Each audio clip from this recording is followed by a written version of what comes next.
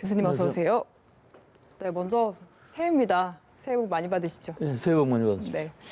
이렇게 좀 기쁘게 인사를 해야 되는데 코로나19 탓에 좀 우려가 많은 상황인데요. 조금 전에 발표가 있었습니다. 신규 확진자 수가 500명대에서 400명대로 하루 만에 감소를 했는데 이게 아무래도 연휴라서 검사 건수 자체가 줄어든 영향이 크다라고 지금 분석이 나오는 것 같아요. 그렇습니다. 예, 좀처럼 잘 떨어지지는 않고 있고요. 400명 일견 보기에는 숫자는 적어 보이는지 몰라도 일단 어제가 휴일이었기 때문에 진단검사 수가 상당히 많이 40~50% 줄어서 이렇게 됐고 양성률로만 봐도 1.7%로 3%로 보통 평일에 비해서 훨씬 더 높아지는 경향이 있습니다. 주말이면은. 예. 또 한 가지는 임시선별검사에서에만도 81명이 진단이 돼서 0.43%.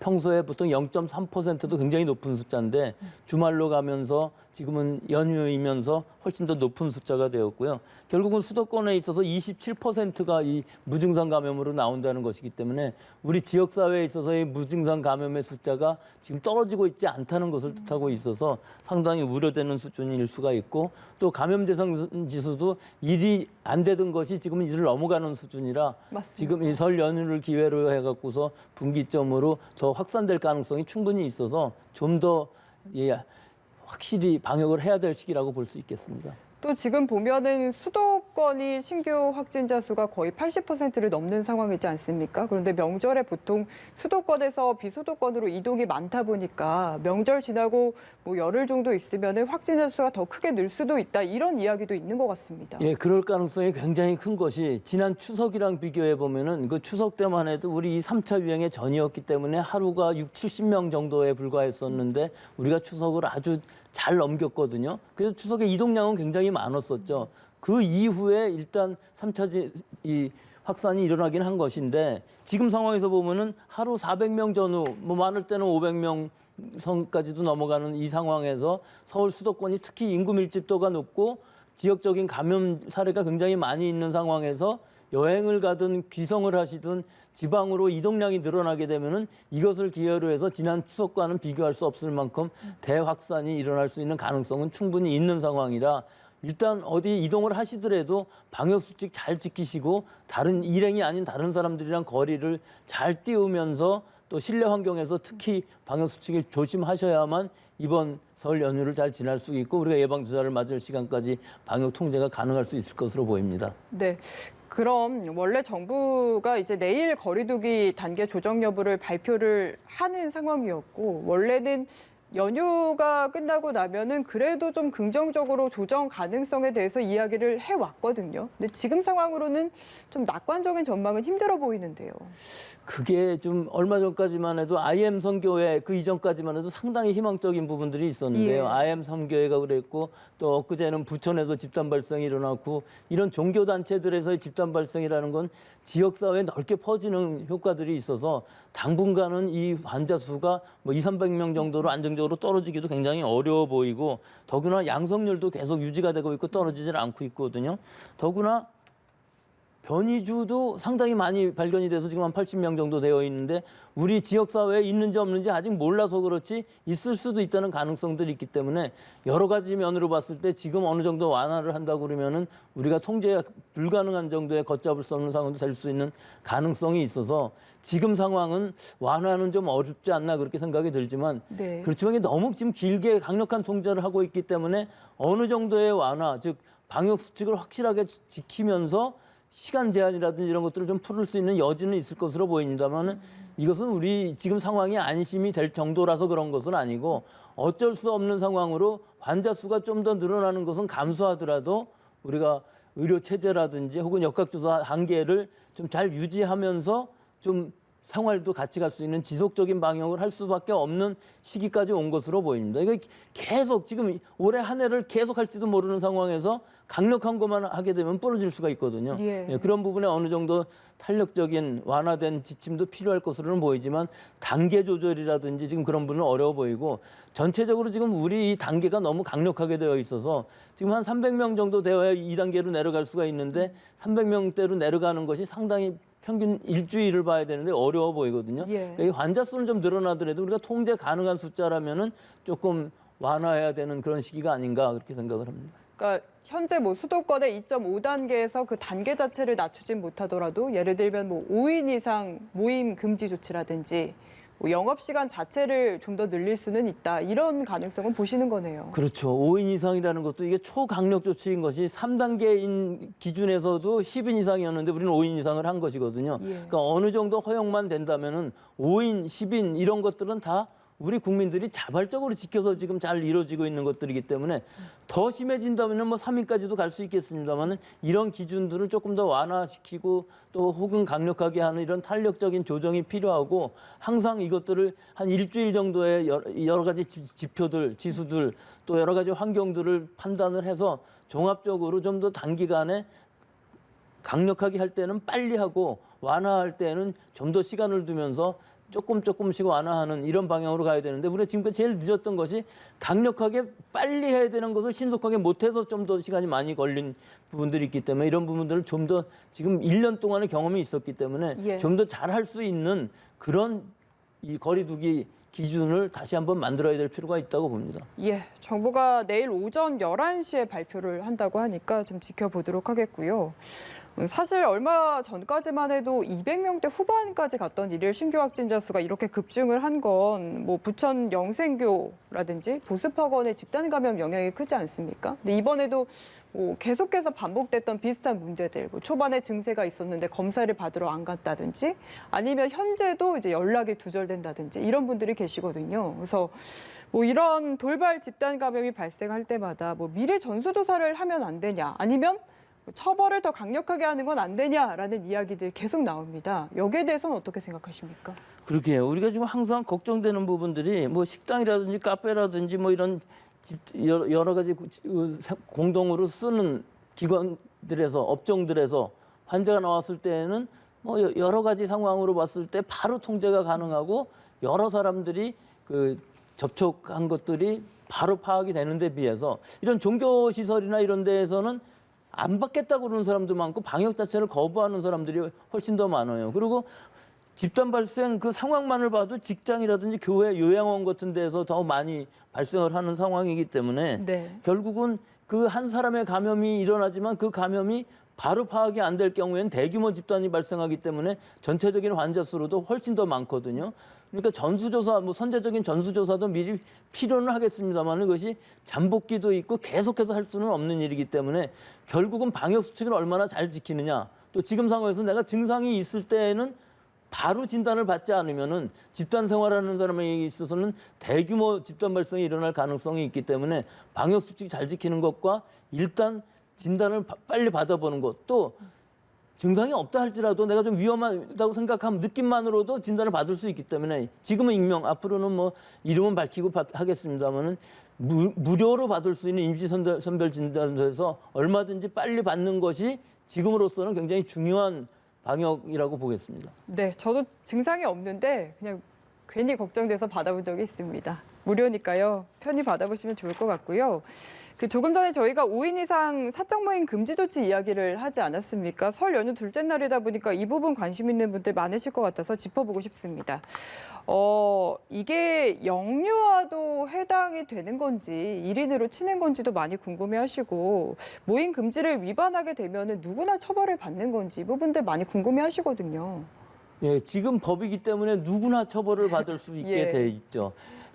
어떤 부부가 애 하나 있는데 부모님을 찾아가면 5명이 됩니다. 네. 예, 그럼 그것들을 만약에 파악을 해갖고서 처벌을 한다고 그러면 1인당 10만 원 과태료가 나오는 것이죠. 하지만 실제 우리 정부 당국에서 생각하는 것은 그런 규제는 처벌보다는 모든 가정들을 다 찾아다니면서 수사를 해서 처벌하겠다는 것은 아니고 네. 자발적으로 5인 이상 모임을 자제해달라 하는 것이고 그러면 4인이면 괜찮냐 하는 것도 사실은 그렇기는 해요. 4인의 모임도 좀 자제를 하지만 그렇죠. 일단 기본적으로는 4인까지는 모이되 자기 가족이 아니면은 즉 주소가 다른 경우에 있어서는 5인 이상은 모이지 말아달라 하는 것이 기준이기 때문에 지금 상황으로 보면은 아이들이 있을 경우는 뭐 어디 가는 것도 불가능하고 부모님을 만나러 가려면 아이를 놔두고 가든가 자기 부부 중 한 명이 안 가든가 하는 식으로 해서 뭐 갈 수는 있습니다. 그렇게까지 규칙을 지키면서 가는 것에 대해서 누가 뭐라고 그럴 사람은 아무도 없을 것이고 또 이런 상황들이 올해 설이 지나면서 좀 더 완화될 수도 있는 상황이 될 수 있기 때문에 올 설까지만이라도 좀 잘 지켜주셨으면은 이 통제가 가능한 수준으로 갈 수 있을 것으로 보이고 우리 지금 나오는 환자 수 이 400명, 500명이라는 그 자체가 무서운 것은 아닙니다. 예. 이것이 우리 마음이 해이해지면서 갑자기 1000명, 2000명 올라오는 거 금방 보지 않았었습니까? 얼마 예, 전만 해도. 맞습니다. 1000명, 2000명 그것도만 어려웠는데 만약에 거기서 더 넘어간다 그러면 그다음에 이제 통제 불가능한 상황이 될 수도 있기 때문에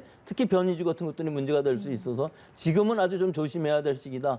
뭐 항상 2주일 말씀드리는데 지금부터 한 2주일 정도 이번 월말까지라도 잘 지키게 되면 우리 예방접종을 맞을 수 있는 시기가 돌아올 것으로 보입니다. 네, 그 변이 바이러스 이야기 그럼 해보시죠. 국내에서도 계속해서 변이 바이러스 감염자 수가 조금씩 늘고 있는 것 같은 상황입니다. 특히 해외에서 좀 넘어오는 숫자들이 나타나고 있는데 24일부터 모든 입국자를 대상으로 음성 확인서를 받기로 했는데 이것만으로 충분한가라는 이야기들 나오고 있습니다. 이건 원천적으로 어느 나라에서도 충분하지는 않죠. 72시간 내에 PCR 음성 진단서를 받는 것인데 이 72시간 이후에도 잠복기가 있기 때문에 얼마든지 양성이 나올 수가 있어서 음성 진단서를 받아갖고 왔다 할지라도 감염되는 환자일 수가 있고 예. 또 우리나라 감염 이 검역에서 한 번 더 진단을 하겠죠. 거기까지는 문제가 없습니다. 그런데 일반 외국인일 경우에 있어서는 시설 격리를 하기 때문에 2주일간 아무 문제가 없는데 문제는 장기 체류 외국인과 내국인인 경우에 있어서는 자가 격리가 가능하기 때문에 자가 격리를 할 때 그 같이 있는 가족들 혹은 친지들이랑의 접촉이 있어서 지역사회에 감염되는 경우가 있었거든요. 얼마 전에 예. 영국 바이러스가. 그렇기 때문에 제일 중요한 것은 그 자가격리 수칙을 얼마나 철저히 잘 지킬 수 있느냐 하는 것. 그 2주간의 자가격리 기간 동안에 잘 지켜야만 지역사회로 퍼지지 않지. 만약에 무증상 감염에서 지역사회로 퍼지게 된다면 우리는 감염 경로를 알 수 없는 변이주가 지역사회로 가는 일이 생길 수 있기 때문에 모든 사람들을 다 시설 격리를 하면 좋겠습니다만 그것은 굉장히 어려운 일이고 지금으로서는 자가격리 수칙을 위반했을 때 강력한 처벌과 또 본인들이 잘 지키는 것 특히 동거하는 가족이 있을 경우는 사실 같은 집에서 자가격리를 하는 것보다는 가능한 한 어느 쪽이든지 별거를 하는 것이 좋을 것으로 보여서 이 식구들이 다른 곳에 친척이나 호텔에 가서 머물든지 혹은 자가격리자 자체가 시설격리로 들어가든지 그 둘 중에 하나를 하는 것이 지금으로서 완벽하게 보이는데 100% 검역에서 걸러지기는 어렵다고 봅니다. 어쨌든 일단은 이 변이 바이러스가 국내로 최대한 들어오는 걸 막는 게 중요하긴 하겠지만 지금은 뭐 변이 바이러스가 백신에 얼마나 듣는지도 확실히 모르고 사망률도 얼마나 높은지도 좀 정확하지 않은 상황이지 않습니까? 그래서 이게 뭐 국내로 유입되는 걸 넘어서는 차원에서 얼마나 좀 전 세계적인 대책이 필요하지 않냐라는 이야기도 나오고 있습니다. 그런데 전 세계적으로 방역을 통제할 수 있는 방법이라는 것은 어떻게 봐도 없는 것이고요. 일반적으로 검역에서 얼마든지 잡을 수 있다 그러면 좋지만 그것도 아니고 결국은 전 세계적으로 지금 퍼지고 있는 상황이거든요. 특히 예. 영국 바이러스는 뭐 전 세계에서 80개국 이상이 확산이 되어 있는 상황이고 남아공 바이러스도 만만치 않게 계속 퍼지고 있는 상황입니다.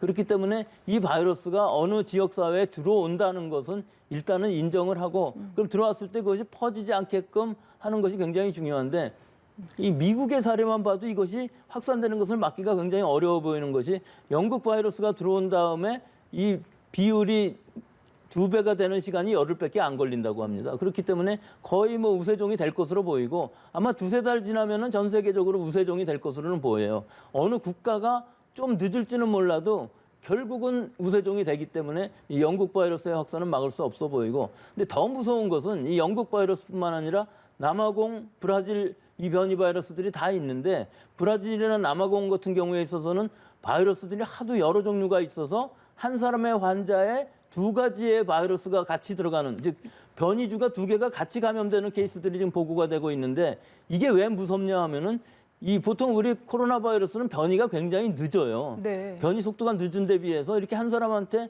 중복 감염이 되었을 경우는 그 2가지 바이러스가 재조합이 돼서 새로운 바이러스가 갑자기 나타날 수가 있는 가능성들이 있기 때문에 이 환자 수가 늘어나면 늘어날수록 이런 재조합에 의한 변이 바이러스도 나타날 가능성이 있어서 이것들이 한꺼번에 우리가 지금 개발하고 있는 이 백신들을 무력화시키고 또는 항체 치료제도 무력화시킬 수 있는 바이러스가 등장할 수도 있는 우려가 생기는 그런 시기라고 보겠습니다. 이야기를 듣다 보니까 과연 이 바이러스 전파 속도가 백신 개발 속도가 바이러스 전파 속도를 따라갈 수 있을지 하는 좀 그런 우려도 들고요. 예, 근데 그 부분은 사실은 올해 지금 개발되고 있는 바이러스들은 그 플랫폼이 굉장히 우수해서 예. mRNA 백신인 경우에 있어서는 mRNA의 구조만 바꾸면은 한 6주 정도면은 바로 만들 수가 있는 상황이거든요. 그다음에 이제 허가나 이런 건 좀 더 빨리 해주면 좋을 수 있을 것이기 때문에 일단 변이주가 상당히 심각한 변이주가 나왔다 그러면은 바로 업데이트를 한 백신을 만들어서 올 가을이나 겨울쯤에는 부스터 인젝션으로 우리 2번 맞는데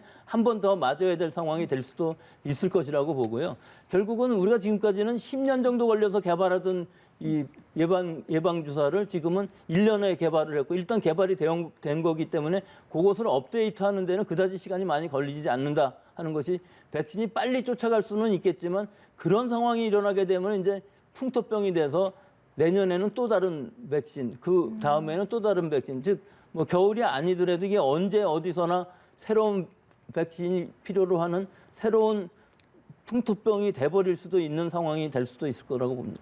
결국에는 마스크를 잘 쓰고 최대한 많이 퍼지지 않도록 하는 게 좋다라는 생각이 듭니다. 지금으로서는 방역 수칙을 잘 지키면서 가능하면은 퍼지지 않게 하고 백신이 빨리 접종이 돼 갖고서 우리가 통제를 할 수 있는 상황, 변이주보다 우리의 예방이 먼저 가는 상황을 만들어야만 이것을 종식시킬 수 있는 것이지 이것이 뭐 거의 같이 간다든지 변이주가 더 빨리 간다든지 그러면 또 다른 팬데믹이 변이주에 의한 팬데믹이 생길 수가 있는 것이 일단 걸렸던 사람들 예방주사를 맞았던 사람들도 이 변이주에 의해서 재감염이 되게 되면은 또 팬데믹이 될 수가 있기 때문에 지금이 굉장히 중요한 올해라고 하겠고요. 특히 봄, 여름을 거치면서 전 세계적으로 이것이 이 집단 면역이 되기는 상당히 어려워 보이는 부분들이 있어서 예. 다만 좀 더 통제를 한다면은 변이주보다는 우리 백신이 먼저 갈 수 있는 부분이 있습니다. 네, 어느 때든 방역 수칙이 중요하다 이 얘기까지 들어보도록 하겠습니다. 지금까지 백순영 가톨릭의대 명예교수와 함께했습니다.